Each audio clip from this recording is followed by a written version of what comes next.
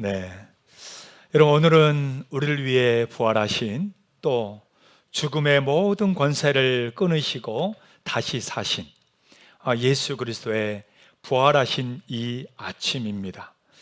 예수님의 부활의 이 아침이 우리 모두에게 기쁨이 되고 감사가 되고 영광이 되는 부활 주일이 될 수 있기를 주의 이름으로 축복합니다. 유럽 교회가 한참 부흥을 하다가 그 교회들이 몰락한 시점이 있습니다. 그게 어떤 계기인가 했을 때 대부분 이거를 얘기를 하게 되죠.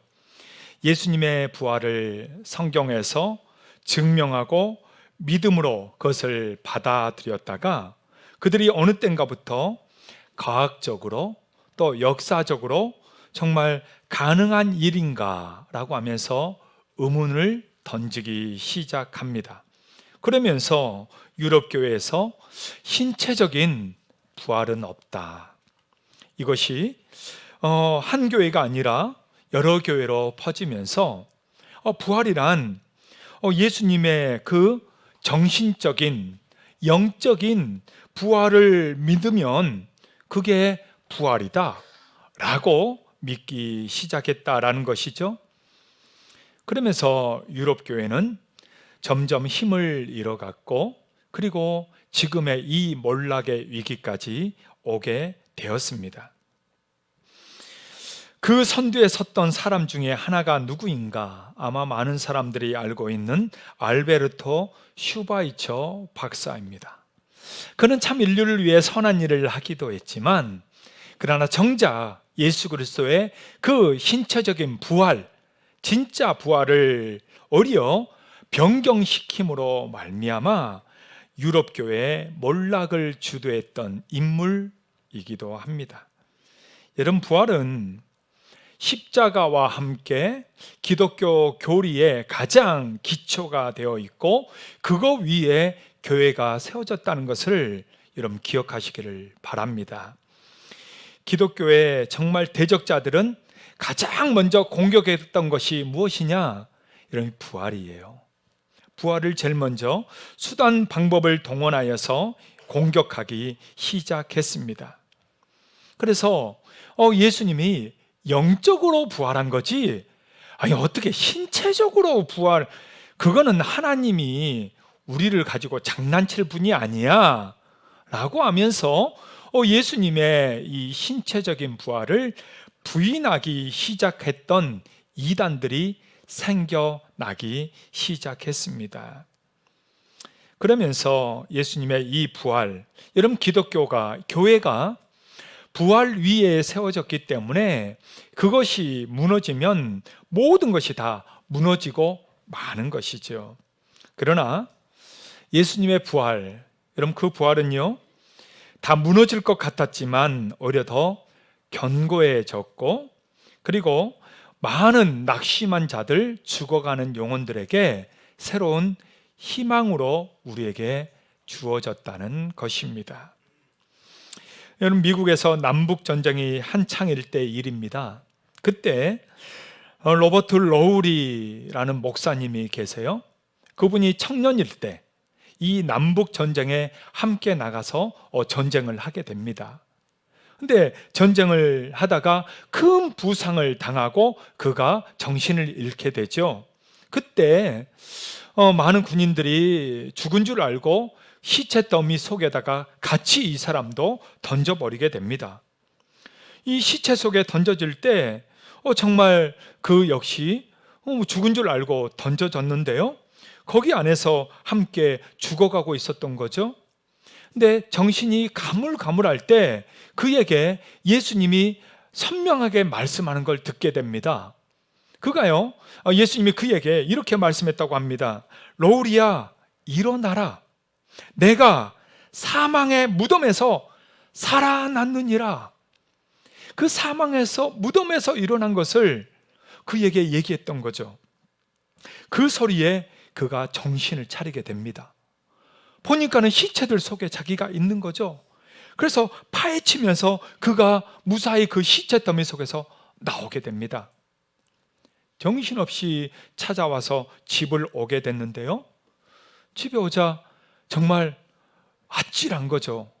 거기서 그냥 죽고 끝나야 되는데 거기에서 주님의 음성을 듣고 그가 깨어나서 왔던 겁니다. 그래서 그 밤에 그가 주님 앞에 감사의 고백을 기록을 하게 돼요. 그리고 나중에 이 기록한 것을 거기에다가 자기가 또 작곡을 합니다.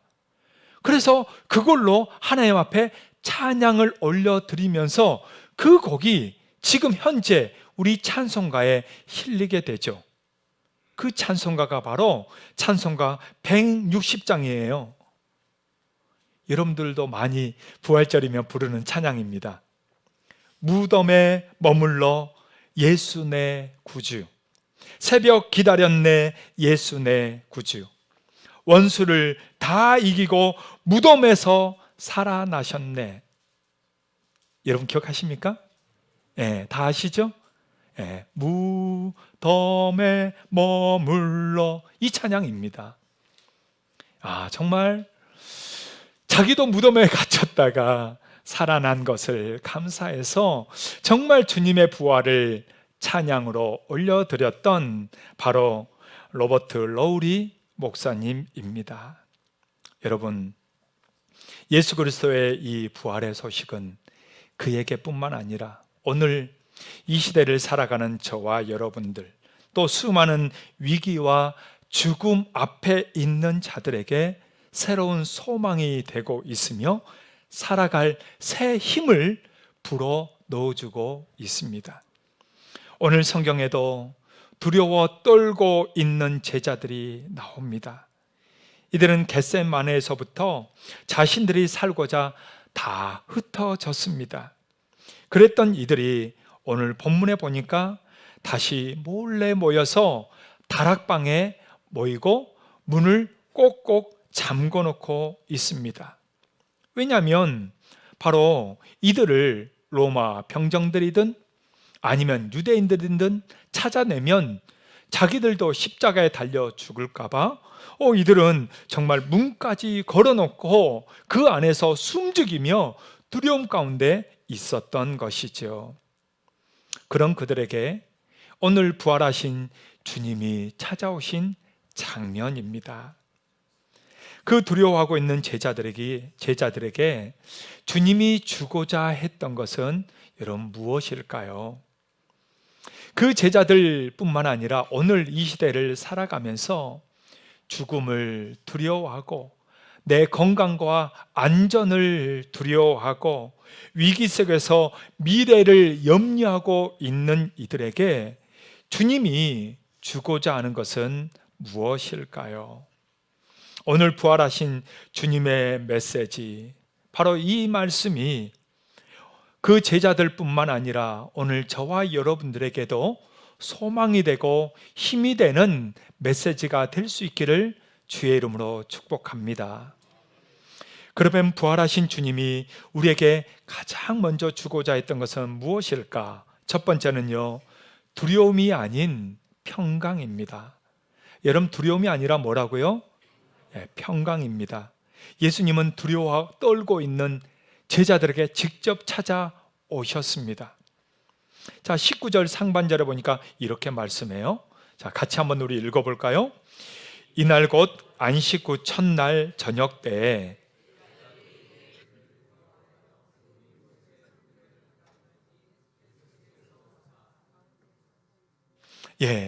자, 예수님이 오셨습니다. 이때 언제라고요? 안식 후 첫날이라고 얘기합니다.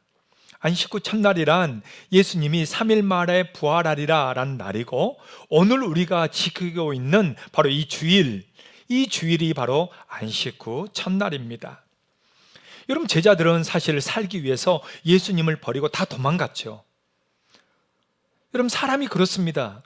사람이 자기들에게 위급함이 오고 자기 안전에 문제가 생기고 내 생명을 살리고자 한다면요, 바로 다 달아나죠. 다 도망가게 되어 있습니다. 제자들도 그랬다는 겁니다. 다 도망갔던 제자들, 이제 자기들이 언제 자기의 스승인 예수님처럼 끌려가서 십자가에 죽음을 당할지 모르니까 이들이 어떻게 한 거예요? 다락방에 함께 모인 거예요. 모여서 몰래 숨어 있는 것입니다. 문을 닫고 두려워 떨고 있는 거죠. 그럼에도 언제 들이닥칠지 모르는 로마 병정들, 그리고 유대인들, 정말 그들로 인해서 그들이 두려워서 숨죽이고 있었던 것입니다.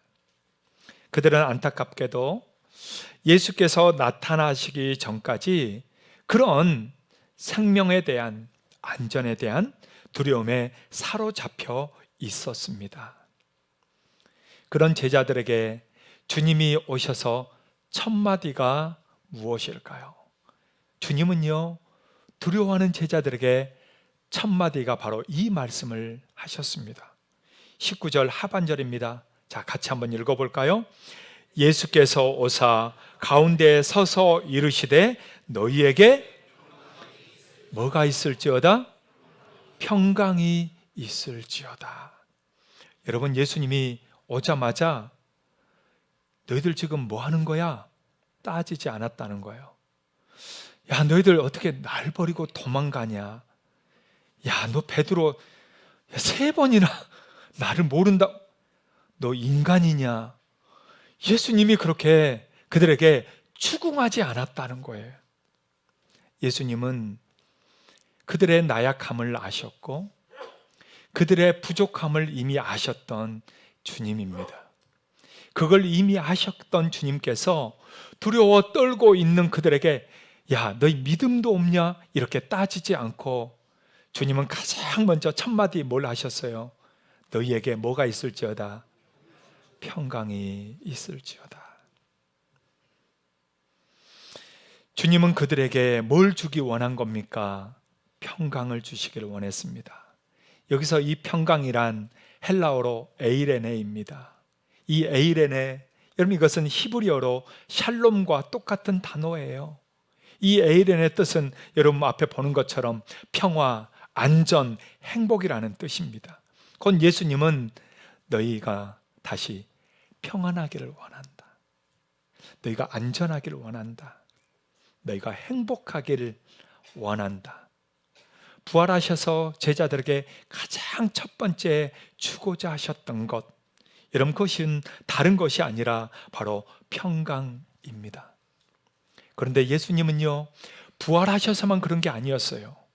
주님은 이 땅에 처음 오시는 그날부터도 사실은 그걸 위해서 오셨다는 것을 우리에게 말씀해 줍니다. 예수님이 이 땅에 처음 태어나신 날, 그때 천사들이 목자들에 가서 목자들에게 예수님의 이 소식을 알리게 되죠. 그때 이 말씀을 하게 됩니다. 누가복음 2장 14절이에요. 자, 다 같이 한번 읽어볼까요? 지극히 높은 곳에서는 하나님께 영광이요, 땅에서는 하나님이 기뻐하신 사람들 중에 뭐로다? 평화로다. 주님은 사실 이 땅에 처음 오는 그 시점부터 뭘 주러 오셨다고요? 평강을 주기 위해서 오셨다는 거고요. 부활하셔서 오신 예수님은 또 우리에게 뭘 주기를 원하신다고요? 평강을 주기를 원하신다고요. 여러분 믿으십니까? 주님이 주시는 평강은요, 세상이 주는 것과 다릅니다. 요한복음 14장 27절에 이렇게 말씀하고 있어요. 자, 다 같이 한번 읽겠습니다. 시작.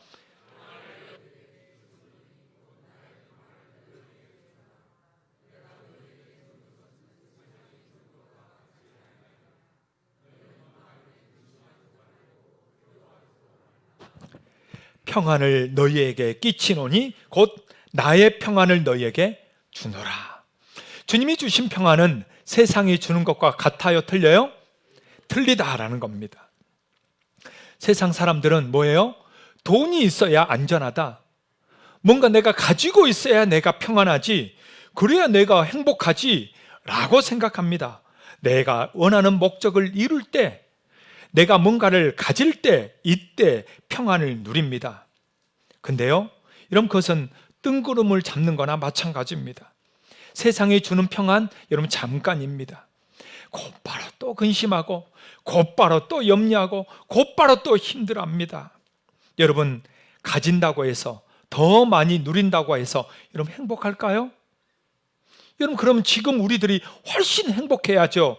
지금 우리 중에는 6.25를 겪으신 분들이 계시잖아요. 보릿고개를 겪으셨던 분들이 계시잖아요. 그럼 그때보다 지금 잘 먹어요, 못 먹어요? 엄청 잘 먹고 살아요. 우리 교회 점심 여러분 먹어요, 안 먹어요? 겁나 잘 먹어요. 예. 얼마나 잘 나오는지 몰라. 예. 보릿고개 때와는 정말 비교할 수 없을 정도로 잘 먹고 잘 삽니다. 여러분, 그런데 더 행복해야 되잖아요. 더 평안해야 되잖아요. 근데 그런가요? 아니에요. 우리나라 불평지수, 행복지수가 얼마나 낮은지 모릅니다. 저도 저희 어머니, 아버지, 지금 저희 어머니가 90대시니까 그때 그 보릿고개 이야기, 그때 살았던 이야기 엄청 많이 들었습니다.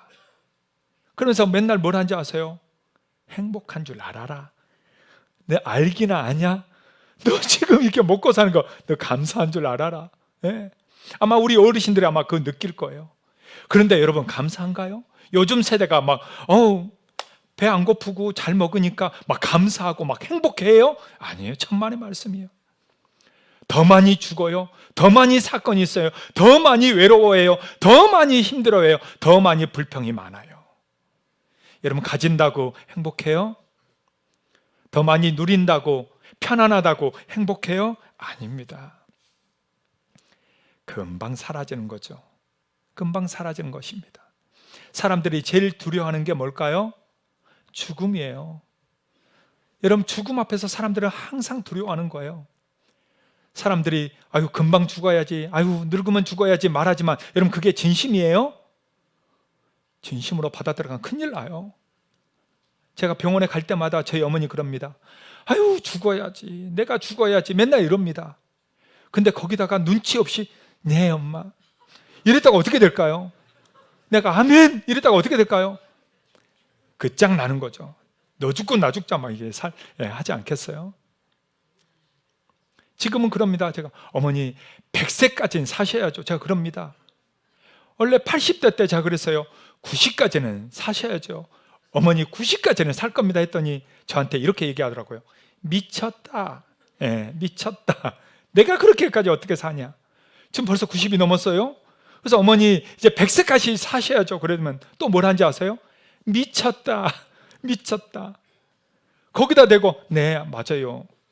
이랬다가는 이제 난리 나죠. 여러분, 인간의 본성이 그렇습니다. 인간의 본성 자체가 하나님이 그렇게 만드셨어요. 생명에 대한 소중함, 정말 살고 싶은 그 욕망, 마음을 하나님이 주신 거죠. 그러니까 인간이 가장 두려워한 게 뭐냐? 사실은 죽음입니다. 갑자기 내가 아프다든지 건강이 안 좋다든지 뭔가 문제가 생겼다든지 그러면 왜 두려워요? 죽을까 봐. 이렇게 아프다가 죽을까 봐. 그게 두려운 겁니다. 여러분, 그리스의 지성이요 현대문학의 대가라 불리는 니코스 카잔차키스라는 사람이 있습니다. 참 발음이 좀 어려워요. 카잔차키스 해볼래요? 타잔이 아니고 카잔. 네. 여러분, 이 사람이 쓴 책이 있는데요, 두려움보다 더 큰 부끄러움은 없다라는 책을 썼습니다. 그가 청년 시절 때 경험했던 걸 여기다 적어놨어요. 그가 청년 시절 정말 죽음이 두려웠답니다. 어느 날 이 죽음의 이 공포를 없애기 위해서 수도사를 찾아가게 됩니다. 그러자 그 수도사가 그를 데리고 공동묘지로 가게 돼요. 무덤들을 쭉 지나가다가 어느 한 무덤 앞에 서게 됩니다. 근데 그 무덤이 이렇게 비어 있는 거죠. 그러면서 수도사가 그 무덤을 가리키며 이렇게 얘기합니다. 자, 이 무덤이 비어 있죠? 예. 그러나 곧 차게 될 겁니다. 이 무덤의 임자는 바로 접니다. 이런 거죠. 그런데 거기에 아직 무덤에 사람이 묻히지도 않은데 비석이 하나 서 있는 겁니다. 그러면서 이 청년에게 바로 한번 읽어보시오 라고 얘기합니다. 그래서 비문에 이렇게 적혀 있는 거예요. 이봐 죽음아, 난 내가 두렵지 않아. 네, 저거 아니에요. 네. 야 이봐 죽음아, 난 내가 두렵지 않아. 이렇게 비석에 적혀 있는 겁니다. 그거를 읽고 나자 카잔 차키스는 정말 깜짝 놀라는 거죠. 죽음에 대해서 두려운데, 그때 이 수도사는 이렇게 얘기합니다. 죽음은 노새입니다. 나를 하나님께 데려다주는 그냥 노새, 운송수단에 불과합니다. 이렇게 얘기를 하더랍니다. 그는 죽음에 대해서 굉장히 두려웠는데 오히려 수도사는 죽음을 노새라고 봤다라는 거죠. 맞죠? 죽음은 두렵고 무서운 게 아니라 바로 우리를 하나님께로 인도해주는 운송수단에 불과하다. 할렐루야. 여러분 그렇게 믿으시기를 주의 이름으로 축복합니다. 그래서 그때 깨달았던 이 카잔 차키스는 자신의 묘비에도 이렇게 적었습니다. 이제 묘비를 한번 보여주겠습니까? 바로 저렇게 적혀 있어요. 저 말은 이 말입니다. 나는 아무것도 바라지 않는다. 나는 아무것도 두려워하지 않는다. 그러므로 나는 자유다. 나는 자유다. 여러분, 두려운 게 있으십니까? 암울한 현실이 여러분 두렵습니까? 다가올 미래가 여러분 두려움을 엄습하고 있습니까? 사람이 두렵습니까? 돈이 두렵습니까? 재물이 무섭습니까? 오늘 주님은 그 모든 것을 뛰어넘는 이 부활의 아침에 우리에게 그것을 뛰어넘을 수 있는 것을 주고 계시는 것입니다. 그것은 무엇일까요? 바로 그 모든 것들을 어리어 이길 수 있는 평강이 있을지어다. 두려워 떨고 있는 제자들뿐만 아니라 이 시대를 살아가는 저와 여러분들에게 주님은 오늘 말씀하십니다. 너희에게 평강이 있을지어다. 사랑하는 여러분, 여러분에게 주님이 주시는 그 부활의 평강이 우리 모두에게 함께 있기를 주의 이름으로 축복합니다. 그런 의미에서 앞뒤 좌우로 한번 서로 이렇게 선포해 줄까요? 평강이 있을지어다. 한번 해줄까요? 네. 여러분 믿으십니까? 자, 부활하신 주님이 우리에게 또 가장 먼저 주고자 했던 것이 무엇일까요? 두 번째로는요, 물이 아닌 성령입니다. 주님은 제자들에게 이 평강을 주시면서 또 한 가지를 더 말씀하세요. 자, 21절입니다. 21절 다 같이 한번 읽어볼까요? 예수께서 또 이르시되 너희에게 평강이 있을지어다.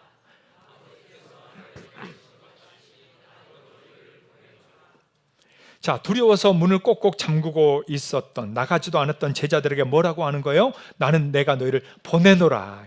나가라 라고 얘기를 합니다.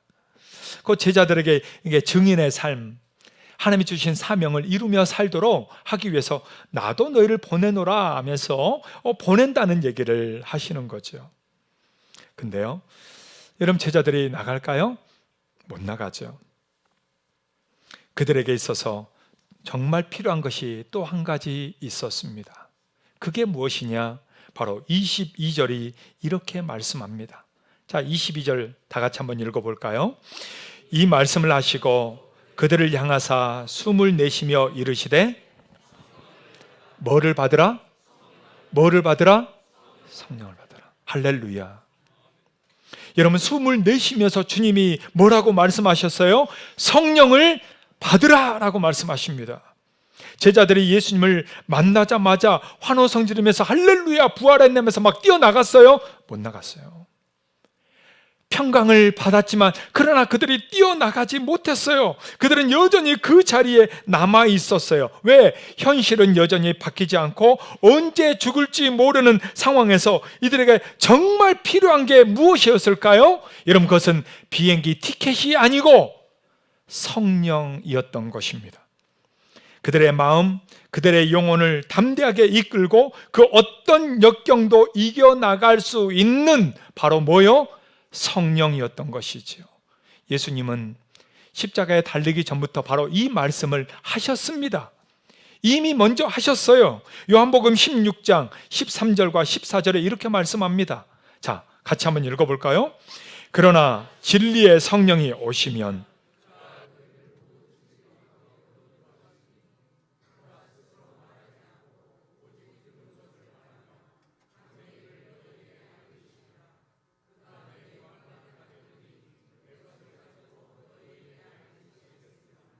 네. 그러나 뭐가 오시면?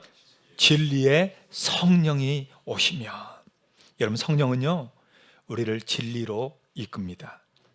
성령은 우리에게요 전할 말도 주십니다. 성령은 또 우리에게요 장래 주님이 행하실 일들을 알려줍니다. 그렇기 때문에 성도가 성령 없이 산다? 성령 없이도 그냥 나는 잘 살 수 있다? 이런 것은 거짓말이에요. 왜? 할 수도 없고 해서도 안 되는 거죠.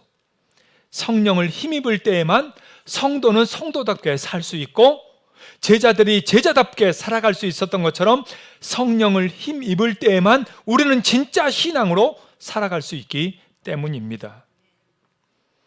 여러분, 제자들은 아직 성령을 받기 전이었습니다. 그래서 그들은요 예수님의 평안을 받았지만 여전히 그 자리에 그대로 있었습니다. 그리고 그때 없었던 예수님의 제자였던 도마, 그는 뭐라고 얘기합니까? 나는 못 믿겠다. 예수님의 그 손자국, 못자국, 직접 창자국을 내가 만져보지 않고는 나는 못 믿겠다. 제자들에게 당당하게 얘기합니다. 그러자 예수님이 8일 후에 거기에 다시 나타납니다. 그 말은 뭐예요? 예수님의 부활을 봤어요. 직접 봤어요. 근데 못 나가요. 무서워서. 그들이 감히 나가지 못해요. 왜? 아직 성령을 못 받았어. 그러자 예수님이 나타나서 거기에 직접 도마를 위해서 나타나시죠. 만져봐라. 내 옆구리도 찔러보고 내 손도 찔러보고 구멍도 한번 넣어보고 내 발도 만져보고 내 육체도 만져봐라. 다 만져봐. 그리고 예수님 뭐라고 합니까?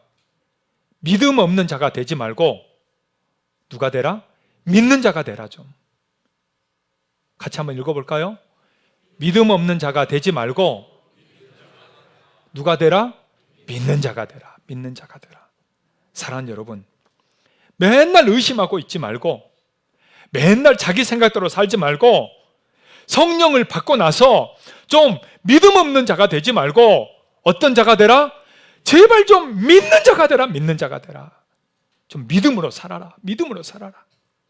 하나님 믿는다 해놓고 믿지 않는 사람이나 전혀 구분 없이 그렇게 세상 살지 말고 성령 받아놓고 성령 없는 사람처럼 그렇게 살지 말고 어떻게 살아라? 정말 믿음으로 살아라. 성령으로 살아라. 이 말씀을 하고 있는 것입니다. 여러분, 두려워 떨고 있었던 제자들이 어떻게 담대하게 나가서 정말 전도하며 전 인류의 역사를 이렇게 바꿔놓을 수 있었죠? 여러분, 그게 어떻게 가능했습니까? 그것은 다른 게 아니에요. 바로 성령을 받았기 때문에 가능했던 것입니다. 그게 바로 사도행전 1장 8절이잖아요. 여러분 다 아시죠? 예. 한번 띄우지 말고 한번 해볼까요? 다 안다면서요. 자, 우리 한번 해봅시다. 자, 시작. 오직 성령이 너희에게 임하시면. 방송실이. 네.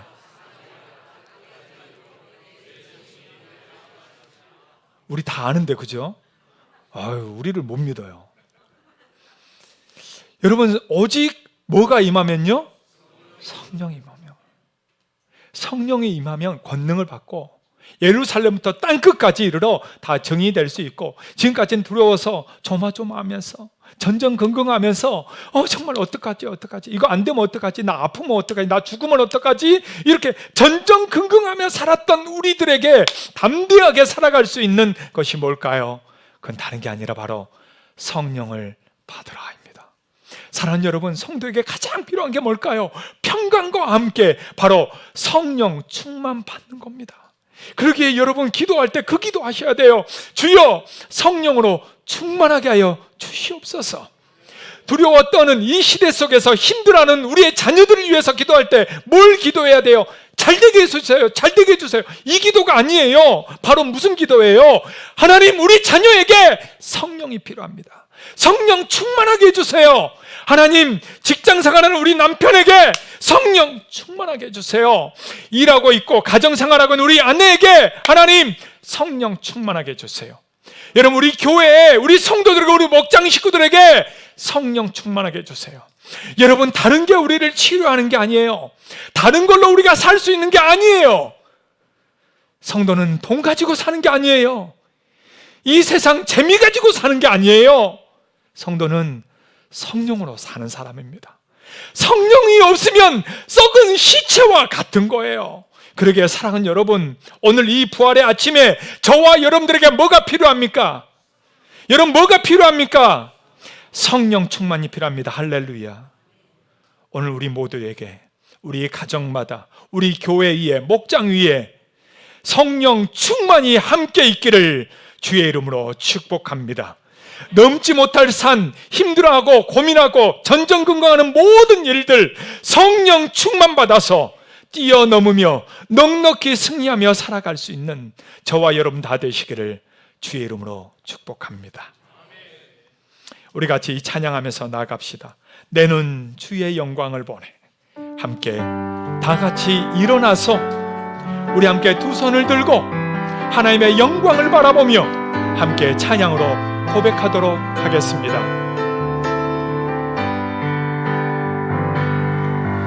내는 주의 영광을 보내. 우리 가운데 계신 주님, 그 빛난 영광 온 하늘 덮고 그 찬송 온 땅 가득해. 내는 주의 영광을 보내. 찬송 가운데 서신 주님, 주님의 얼굴을 온 세상 향하네. 권능의 발을 드셨네. 주의 영광 이곳에 가득해. 우린 선에 주님과 함께 찬양하며 우리는 전진하리. 모든 열망치 볼 때까지 하늘 아버지 우리 새롭게 하사 열방층에서 주를 섬기게 하소서. 모든 나라 일어나 찬송 부르며 영광의 주님을 보게 하소서. 주의 영광 이곳에 가득해.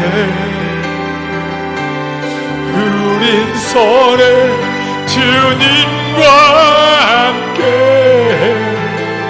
찬양하며 우리는 전진하리. 모든 열망치 볼 때까지 찬양하며 우리는 전진하리. 모든 열망 주볼 때까지. 할렐루야. 부활하신 우리 주님께 영광의 박수를 한번 올려드립시다. 여러분, 우리 그대로 같이 한번 기도할까요? 오늘 주님은 그냥 죽어있어 무덤에 머무르신 분이 아닙니다. 그분은 부활하셔서 죽음을 이기셨을 뿐만 아니라 오늘 우리에게 평강이 있을지어다. 성령을 받으라. 오늘 우리에게 말씀하고 계십니다. 주여 우리에게 평강으로 채워 주시옵소서. 주의 성령으로 충만하게 하여 주시옵소서. 우리 다 같이 주여 한번 부르고 기도합시다. 주여, 오 살아계신 나의 주 예수 그리스도, 주여 오늘 우리에게 임하여 주시고 주여 우리에게 부어 주시옵소서. 평강이 있을지어다. 성령을 받으라. 오 주님, 오늘 우리에게 주의 세상이 줄 수 없는 평강으로 채워주시고 주의 성령으로 충만하게 채워주시옵소서. 이 땅에서 낙오하고 이 땅에서 포기하고 이 땅에서 전전긍긍하며 사는 인생이 아니라 오늘 주님을 소망하고 죽음을 이기신 우리 주 예수 그리스도 주님과 함께 평강을 누리게 하옵소서. 오늘 우리에게 주의 영광을 보게 하여 주시옵소서. 주여 우리에게 성령을 부어 주시옵소서. 그래서 오늘 우리가 주님이 주시는 그 평강을 누리며 살아갈 수 있도록 역사하여 주시옵소서. 주의 영광 이곳에 가득해 유린 선의 주님과 함께 찬양하며 우리는 전진하리. 모든 열방 주 볼 때까지. 살아계신 하나님, 오늘도 부활하셔서 우리에게 평강을 주시는 우리 예수님, 오늘도 우리에게 살아갈 힘과 능력을 주기 위해 성령 충만하게 하시는 우리 주님을 믿습니다. 이 세상 살아가며 두려워 떨고 전전긍긍하며 사는 인생이 아니라 어리어 제자들처럼 다시 당당하게 성령으로 살게 하여 주시옵소서. 주의 평강으로 가득 채워 주시옵소서. 이제는 우리 주 예수 그리스도의 은혜와 하나님 아버지의 그 아들을 부활하게 하시고 부활의 신앙으로 살게 하시는 사랑하심과 성령의 충만하게 하시고 우리에게 평강을 부어주심이 오늘 부활하신 예수 그리스도를 담대하게 믿고 나아가기를 소망하는 사랑하는 우리 모든 성도들 머리 위에, 가정 위에, 생업 위에, 우리 교회 위에, 한국교회와 선교사님들 위에 이제부터 영원토록 함께 있을지어다. 아멘.